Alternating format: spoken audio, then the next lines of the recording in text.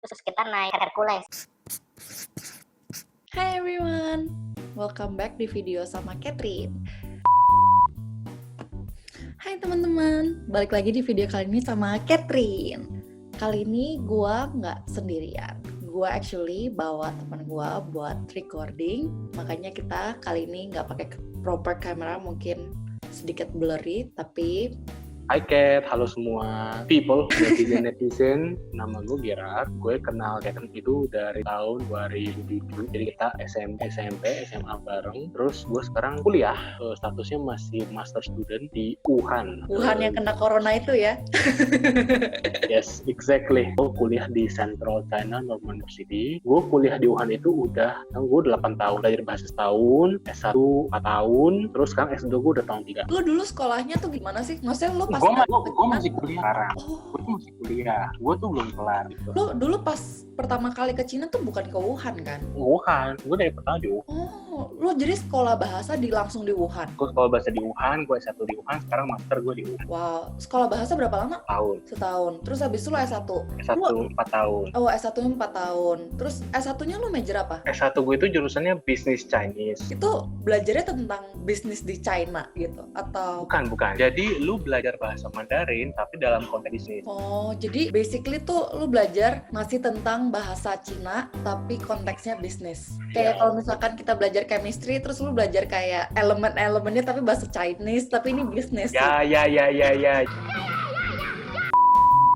Kalau orang Indo pas di Cina lagi sekolah mau kerja gitu bisa nggak selain di sekolah? Kalau misalkan di China itu sekarang agak ketat karena beberapa kali ada yang ketangkep. Lalu foreign studentnya ini tidak hanya diwawancara, tapi company nge-hire mereka ini juga akan dipertanyakan gitu loh.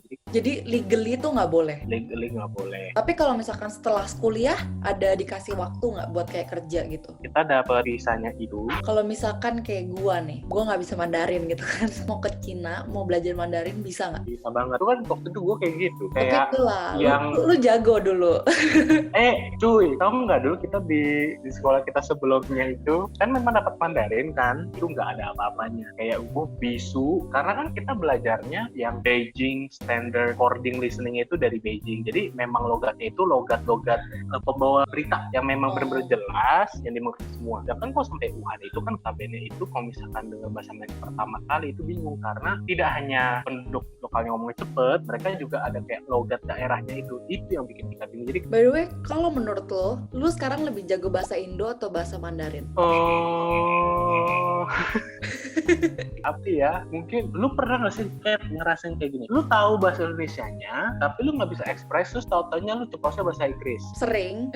Nah itu gue juga sama Mandarin gitu. Kadang tuh kayak bahasa Indonya nggak tahu apa gitu nggak sih? Iya, terus kadang gue jadi nyenggolnya ke Inggris gitu, tahu yang penting penyampainya sampai gitu. Benar. Tapi kalau lu sama nyokap lu gitu ngomongnya apa? Mandarin atau bahasa Indonesia. Kalau orang pergi ke Cina harus makan apa? Kalau ke Beijing sih pasti bebek packing, tapi kalau di Wuhan makan mie hot dry noodle. Jadi itu mie-nya tuh murah meriah, 4 Rp berarti kayak 8.000. Itu mie-nya gede-gede, terus itu disiram pakai saus kacang sama saus wijen. Terus lu mau nambah bakso, lu mau nambah sosis atau gimana itu bisa. Gue lebih prefernya yang kayak ya udah mie-nya jangan ditambah apa-apa. Kalau lu kira-kira biaya hidup di Cina gitu berapa sebulannya? Ya hidup di China ya, gue kan karena scholarship student, beasiswa gue ini kan sudah menanggung uang kuliah, lu nggak usah bayar. Terus accommodation itu lu juga ditanggung, asuransi tanggung, dan lu tiap bulan dapat living allowance, living cost gitu. Nah itu gue dapat ya 3.000 RMB, kayak 6 jutaan rupiah sebulan. Tiap bulan. Wow, banyak sih ya. Lu dari awal beasiswa dari sekolah bahasa udah beasiswa atau? Oh enggak. Gue bahasa sama S1 masih IMF. IMF tuh apa? Institute Mother Father.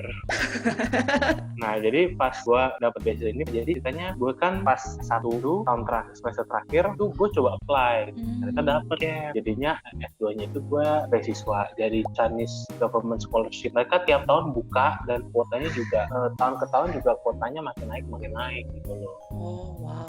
Susah nggak buat apply? Apa mas peraturannya supaya lu bisa dapat? Peraturannya pasti non-Chinese nationals ya. Terus habis itu mereka akan lihat lu maintain your score 80 lah, average. Tapi kalau kayak gitu berarti itu cuma berlaku buat orang yang S1-nya di Cina? Enggak, jadi lu mau apply kuliah di Indonesia S1-nya, lu mau apply S2 di China dengan Chinese Government Scholarship bisa. Bisa, tapi kan cara menghitung nilainya beda. Ada standarnya, rata-rata nilai 80 equal to GPA berapa. Recommendation letter, biasalah, medical check up. Kalau orangnya nggak bisa Mandarin? Jadi kalau misalkan beasiswa Chinese Government Scholarship itu untuk S1 itu semuanya in Chinese talk. Tapi kalau S2 S3 itu ada English talk. Oh, jadi bisa masuknya sekolah yang internasional gitu yang bahasa Inggris ya? Kenapa lu pilih Wuhan? Gue pilih Wuhan waktu itu karena waktu itu sepupu gue kan kuliah di Wuhan. Terus habis itu dia bilang gini, Ger, lu mau nggak kesini gitu kan? Udah sini aja. Terus daripada ke kota-kota besar yang memang notabene orang Indonesia banyak. Terus kalau misalkan ke satu kelas sama orang Indonesia terus lu ngomong bahasa Indonesia lagi, kapan?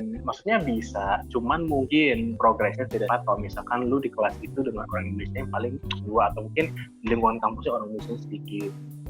Jadi itu gue salah satu WNI yang dievakuasi pemerintah Indonesia dari Wuhan waktu itu. Wow, pas pertama kali dikasih tahu, oke, kalian bakal pulang Indo sekarang kayak gitu, itu happen-nya very fast gak sih? Atau kayak enggak, jadi itu dari pertama waktu itu kita sudah diminta untuk ngedata mahasiswa Indonesia. Jadi kayak kita diminta kayak nama lengkap, tanggal lahir, ya basic data paspor lah. Terus visa tinggal kita sampai kapan, terus tipe visanya apa. Itu kayak gue udah yakin pasti ada opsi evakuasi. Cuman gue juga ngerti karena kan opsi evakuasi ini kan itu kan melibatkan komunikasi negara antar negara. Dan itu nggak semudah lu balikin tangan, enggak. Ya, kita juga sering data kayak di waktu itu gue ngerasa memang kita diperhatikan cukup sama kedutaan besar Indonesia. Begitu kita dikasih tahu tag, oke, teman-teman pulang tanggal segini jam segini. Nah itu kayak kita udah diminta untuk siap-siap, terus kayak pokoknya tetap tenang, jaga kesehatan. Terus lu tuh bawa semua barang lu di sana atau? Enggak. Waktu itu kita diminta bawa cabin size luggage karena maksudnya ini kan bukan pulang yang student baggage 40-50 kilo gitu, enggak. Jadi kayak koper kabin aja gitu loh, adanya. Gue sih lebih banyak bawa baju. Lu dari rumah ke airport gitu gimana? Kayak itu kita udah di arrange bener-bener dengan baik. Jadi kayak dari titik meeting pointnya di mana, busnya ada berapa, nomor berapa, busnya mau berapa orang, itu sudah disiapkan dari KBRI Beijing. Satu hal yang gue penasaran banget, gue ini bener-bener penasaran, pesawat pulang bayar nggak? Kan naik Batik Air, jadi pesawat itu diberangkatkan dari Jakarta Wuhan, terus sampai di Wuhan, terus habis itu dari Wuhan kita ke Batam. Di Batam itu kita dicek lagi suhunya. Jadi kalau misalkan ada yang panas tinggi, itu kita suruh stay Batam, yang sehat kita ke Natuna. Tapi puji Tuhan semuanya kita dalam satu nggak ada yang panas tinggi. Terus habis itu kita turun pesawat, terus kita naik Hercules, yang cowok-cowok naik Hercules, terus yang cewek-cewek naik Boeing, kita ke Natuna. Jadi kita 14 hari kita Natuna. Cat, lu juga take care. Ntar kita kontak-kontak Cat ya. Oke, thank you. Oke, bye-bye. Bye. Oke guys, thank you banget tadi udah dengerin. It's not an interview, it's kinda like ngobrol-ngobrol aja sama Gerard, teman SMP gua. Well, thank you so much udah listen in. And jangan lupa di like, comment, and subscribe di bawah sini, oke? Bye!